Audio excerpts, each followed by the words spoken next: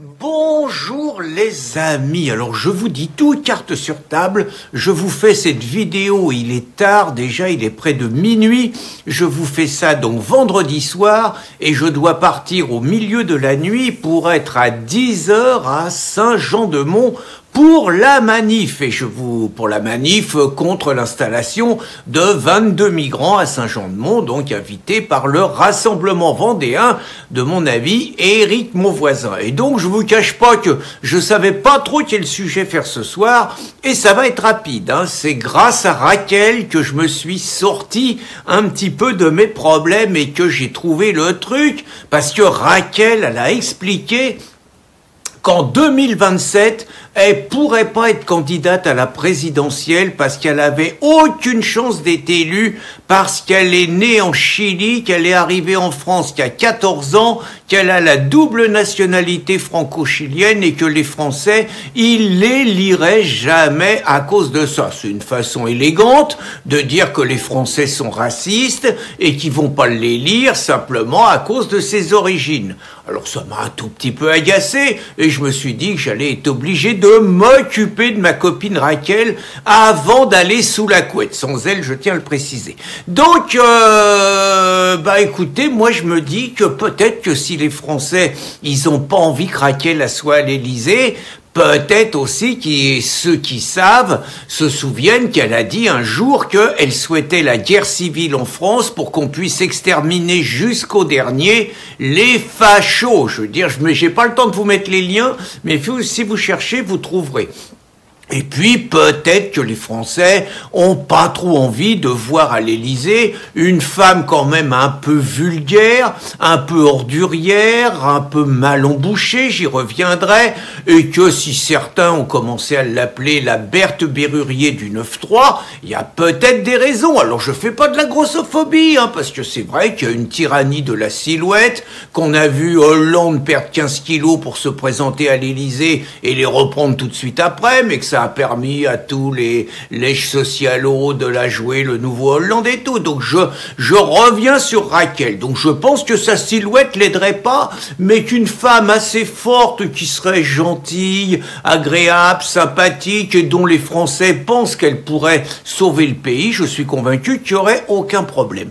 Mais les Français, peut-être aussi par ailleurs, n'ont pas trop envie d'une femme dont on sait qu'elle a bénéficié d'un logement social alors qu'ils avaient avec son mari Alexis Corbière des revenus très très supérieurs aux limites qui autorisent les gens à avoir des logements sociaux, mais qu'ils en ont profité pendant 15 ans. Je suis pas sûr que ça marche terrible. Je suis pas sûr qu'une nana qui a oublié de payer ses cotisations sociales comme avocate, alors qu'elle réclame dans tous ses discours, et à juste titre par ailleurs, des caisses sociales solidaires, des caisses de retraite solidaires sauf pour elle. Vous voyez, c'est un peu comme les logements sociaux, quoi. On réclame plus de logements sociaux, mais on pique les appartements des pauvres, quoi. C'est quand même un peu ça, vous voyez. Donc ça, je suis pas sûr que ça marche. Je suis pas sûr qu'une nana qui a été pantouflée chez Hanouna pendant des années et qui après crache sur Bolloré parce que Bolloré, il achète quelques médias et tout, les Français s'en rappellent pas un peu.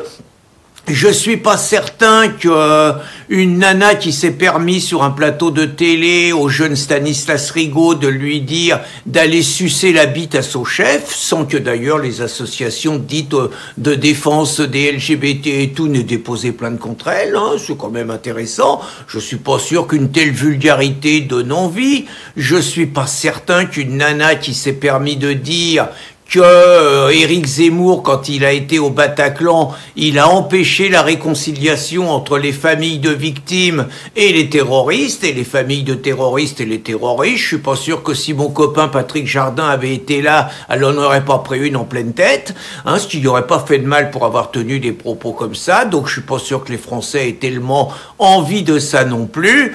Je suis pas certain que les Français aient beaucoup envie d'une nana dont la fille est voilée, dont la fille par ailleurs tient des propos agressif et appelant à casser du sioniste, hein, quand même, quoi. Je suis pas sûr que les Français aient tellement envie de ça. Bref, je suis pas sûr que les Français aient énormément envie d'une islamo-collabo qui est là exactement comme Macron et comme Mélenchon pour briser la France. Par ailleurs, je m'étonne qu'elle émette une telle hypothèse, alors que normalement elle est toujours chez les Insoumis, et que je croyais savoir que le chef naturel des Insoumis, c'était Rachid Mélenchon, son complice de toujours, et dont elle fut l'avocate. Donc, pour conclure, je pense que les Français seraient capables d'élire une personne née à l'étranger et qui arrive en France à l'âge de 14 ans, juste à une condition, qu'ils sentent qu'elle aime la France et pas qu'elle est là pour détruire la France et procéder à la créolisation, au grand remplacement et donc à l'extermination des Français. C'est un petit détail que la camarade Raquel a oublié de préciser. Bonne journée les amis!